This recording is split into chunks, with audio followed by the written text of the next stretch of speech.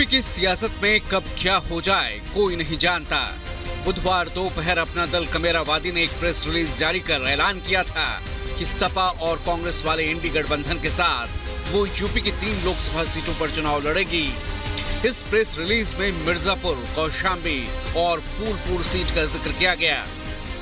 जब से विधानसभा के चुनाव हुए हैं तब से हमारा ये गठबंधन चल रहा है अखिलेश जी के साथ। गठबंधन के तहत हम 3 सीटें अपनी यहाँ से घोषित कर रहे हैं, फूलपुर, मिर्जापुर, कौशाम्बी।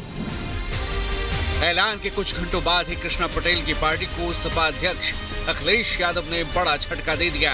सपा ने बुधवार को जारी की गई सूची में मिर्जापुर से उम्मीदवार उतार दिया। भदोही के राजेश एस बिंद को मिर्जापुर से उम्मीदवार घोषित करके अखिलेश यादव ने अपना दल की उम्मीदों पर पानी फेर दिया। अपना दल कमेरावादी से समाजवादी पार्टी की बातचीत चल रही है। अभी सीटों को लेकर कोई निर्णय नहीं हुआ है। जब निर्णय होगा तो समाजवादी पार्टी सूचित जरूर करेगी। जहां तक अपना दल कमेरावादी के पत्र की बात है, सूची की बात है, उस पर समाजवादी पार्टी को कोई भी टिप्पणी नहीं करनी। अपना दल कमेरावादी और समाजवादी पार्टी की ये खटास नई नहीं है। पिछले कुछ दिनों से अखिलेश यादव और पल्लवी पटेल के संबंध बिगड़े हुए हैं। सूत्रों की माने तो पल्लवी पटेल इस बार फूलपुर से लोकसभा चुनाव लड़ना चाहती थी, लेकिन अखिलेश यादव ऐसा नहीं चाहते थे। उनका कहना था कि पल्लवी मिर्जापुर से चुनाव लड़े, लेकिन पल्लवी इसके लिए तैयार नहीं हुई तो अब मिर्जापुर से राजेंद्र बिंद की उम्मीदवारी की घोषणा कर दी गई। पल्लवी पटेल और अखिलेश यादव की तल्खी राज्यसभा चुनाव के दौरान भी देखने को मिली थी। राज्यसभा चुनाव में समाजवादी पार्टी के उम्मीदवारों को लेकर पल्लवी ने अपनी नाराजगी जाहिर की थी। अखिलेश यादव ने राज्यसभा चुनाव के लिए जया बच्चन, आलोक रंजन और रामजी लाल सुमन को उम्मीदवार बनाया था, जिसके बाद पल्लवी पटेल ने कहा था कि अखिलेश यादव बात तो पीडीए की करते हैं, लेकिन टिकट रंजन और बच्चन को देते हैं। फिलहाल सपा ने मिर्जापुर सीट पर अपना उम्मीदवार उतार दिया है। ऐसे में अब पल्लवी पटेल और अपना दल कमेरावादी को आगे की रणनीति तय करनी होगी। सपा के इस लिस्ट से पल्लवी पटेल ही नहीं बल्कि वरुण गांधी को भी झटका लगा है। सियासी पंडितों की माने तो बीजेपी इस बार वरुण को पीलीभीत से टिकट देने के मूड में नहीं है।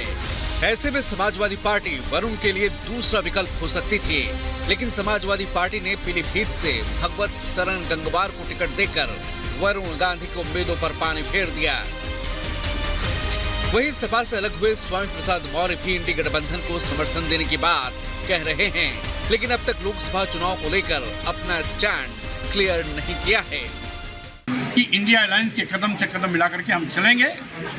हम हमारा जिस भी रूप में उपयोग लेना चाहेंगे वो पूरा का पूरा मैं साथ देने के लिए तैयार हूँ। कुशीनगर की सीट आपको दी जा रही है, कहाँ ऐसा जा रहा है? अभी क्या हो रहा है क्या नहीं हो रहा है हमें भी नहीं पता है। अब हमें तो तब पता होगा जब कोई निर्णय सामने आएगा। उत्तर प्रदेश में हर दिन सियासी समीकरण बदल रहे हैं। जहां सपा और कांग्रेस में सीटों का बंटवारा तय हो चुका है, तो वहीं अपना दल जैसी पार्टियां अभी भी अधर में फंसी हैं। अब देखना ये होगा कि क्या सपा और अपना दल कमेरावादी में कोई समझौता होता है या कृष्णा पटेल नई राह चुनती हैं। Bureau report, Republic Bharat. और आगे बढ़ते हैं। एनआईए के हाथ एक बड़ी कामयाबी लगी है। दरअसल आईएसआईएस का सरगना गिरफ्तार हुआ है। ये गिरफ्तारी हुई है असम से। बड़ी जानकारी आप तक पहुंचा रहे हैं, जहां पर एनआईए के हाथ एक बड़ी सफलता लगी। असम में आईएसआईएस का सरगना गिरफ्तार कर लिया गया है। आतंकी फारूकी और रेहान को गिरफ्तार किया गया है। एनआईए के इनपुट पर असम एसटीएफ ने आईएसआईएस के इंडिया हेड हारिस फारूकी को उसके साथी समेत गिरफ्तार किया। दोनों आतंकी बांग्लादेश बॉर्डर क्रॉस कर भारत आए थे। असम एसटीएफ की टीम को बड़ी कामयाबी मिली है। एसटीएफ ने असम के धोबरी से आईएसआईएस के इंडिया हेड हारिस फारूकी समेत 2 आतंकियों को गिरफ्तार किया है। आतंकी फारूकी बांग्लादेश सीमा से असम में दाखिल हुआ था। पकड़े गए आतंकी भारत में आईएसआईएस के नेटवर्क का विस्तार करने, लोगों के बीच डर पैदा करने, अपने अभियानों के लिए धन जुटाने और कई क्षेत्रों में आईडी विस्फोट को अंजाम देने की योजना बना रहे थे। Islamic state of Iraq and Syria India के चीफ हारिस फारूकी और उसके सहयोगियों को असम के धोबरी से गिरफ्तार किया गया है। पुलिस ने कहा कि उन्हें बांग्लादेश से भारत में प्रवेश करने के बाद गिरफ्तार किया गया था। इन दोनों को गुवाहाटी स्थित असम स्पेशल टास्क फोर्स के दफ्तर लाया गया है। वहां उनकी पहचान की पुष्टि की गई है। दोनों आतंकियों को पकड़ने के लिए इंटरनेशनल बॉर्डर पर सर्च ऑपरेशन चलाया गया है। दोनों आतंकी भारत में ISIS के लिए भर्ती, आतंकी फंडिंग और आतंकी गतिविधियों को अंजाम देने की साजिश रच रहे थे। Bureau report, Republic Bharat.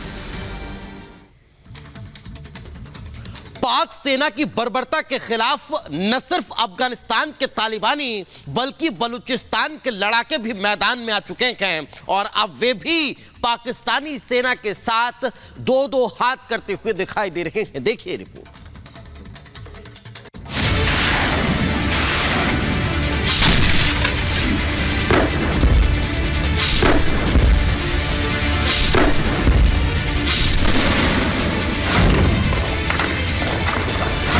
Pakistan और अफगानिस्तान के बीच जंग की शुरुआत हो चुकी है।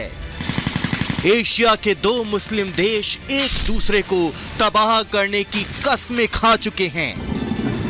अफगानिस्तान और पाकिस्तान के बीच संघर्ष तेज होने के बाद अज्ञात बंदूकधारियों ने पाकिस्तान के ग्वादर बंदरगाह पर हमला कर दिया। इस हमले में पाकिस्तान की ओर से की गई जवाबी कार्रवाई में 8 बलूचिस्तान लिबरेशन आर्मी के हमलावरों के मारे जाने की खबर है। बता दें कि पाकिस्तान के लिए ग्वादर रणनीतिक और महत्वपूर्ण बंदरगाह है। अज्ञात बंदूकधारियों ने पाकिस्तान के अशांत बलूचिस्तान प्रांत में ग्वादर बंदरगाह प्राधिकरण परिसर में गोलीबारी की। इसके बाद सुरक्षा कर्मियों की जवाबी गोलीबारी में 8 हमलावरों को मार गिराया। इस हमले की जिम्मेदारी बलूचिस्तान लिबरेशन आर्मी ने ली है।